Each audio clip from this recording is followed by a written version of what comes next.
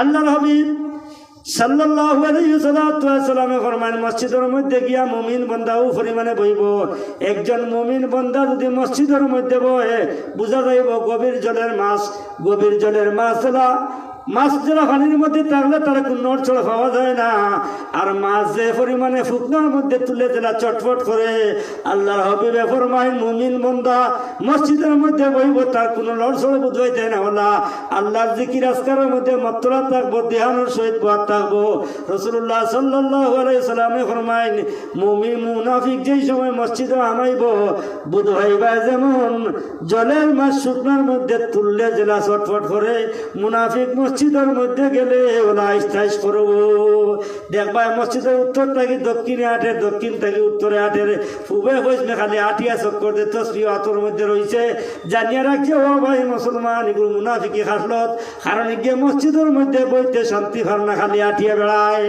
আল্লাহর হাবিব সাল্লাল্লাহু আলাইহি ওয়াসাল্লাম ফরমায়েন এক মুমিন বান্দা যেই সময় মসজিদের মধ্যে নামাজের মুসল্লার মধ্যে নামাজ পড়িয়াও কানা পড়িয়া বুয়াত থাকবো, নামাজ পড়িয়া যত সময় পর্যন্ত বইব আর নামাজের অপেক্ষা করবো অতক্ষণ পর্যন্ত আল্লাহ রাব্বুল আলামিনের ফেরেশতারা তার লাগে খালি দোয়া মাগফিরাতের করতে থাকেন।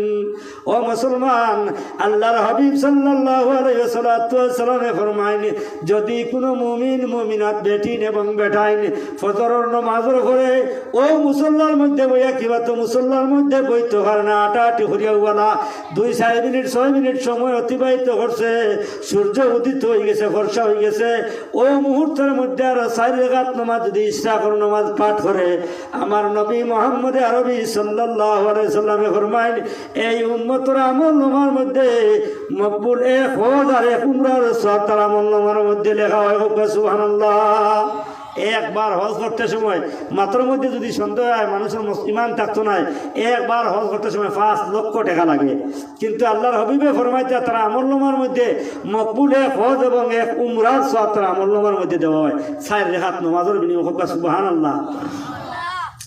এর লাগে আল্লাহর হাবিব সাল্লাল্লাহু আলাইহি ওয়াসাল্লাম ফরমায়েন বান্দারে যে সময়ে আমার উম্মতে আরো সময় তো অতিবাহিত করলো, তো রৌদ্র গরম হইল, রৌদ্র গরম হওয়ার পরে যদি আরো 6 রাকাত কিবা তো 4 রাকাত নামাজ চাষ তোরা দায় করে, আল্লাহর হাবিব সাল্লাল্লাহু আলাইহি ওয়াসাল্লাম ফরমায়েন একজন মানুষের পরবর্তীকার আলমে 350 জয়েন্ট দিয়া জোড়া দিয়া আল্লাহ মানুষ বানাইছে।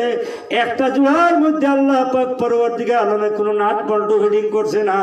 ওরে মুসলমান, আল্লাহ খলকবজা তার এমন ভাবে কৌশল দিয়ে বানাইলো, কিন্তু জীবনের মধ্যে এই খলকবজার মধ্যে কোনোদিন তেল আর গ্রিস দেওয়া লাগে না। আল্লাহর হাবিব সাল্লাল্লাহু আলাইহি ওয়াসাল্লাম ফরমায়েন খাইল ময়দানে মাহশরের মধ্যে আল্লাহ রাব্বুল আলামিনে তোমার এই যে নিয়ামত দিয়ে তোমার চলাইলো ফিরাইলো আটাইলো, ওই ব্যাপারে আল্লাহ জিজ্ঞাসা করবো বান্দারে তোমার 350টা জয়েন্ট দিয়ে তোমার জমিনে বানাইয়া আটাইলাম, অত সুন্দর সুরত দিলাম, তুমি এই সমস্ত জিনিসের কোন ফরমাবরদারি করছো আর শুকরিয়া আদায় করছো? এর কারণে নবী যে ফরমায়েন বান্দা যে সময় ইয়াত্তর নামাজটা পড়িব 4 নামাজ পাঠ করব, আল্লাহ পাক পরবর্তীকার আলমে 350টা জয়েন্টর আল্লাহ রাব্বুল আলামিনের কাছে সদকা আদায় হইয়া যাইব। সুবহানাল্লাহ। ফজিলত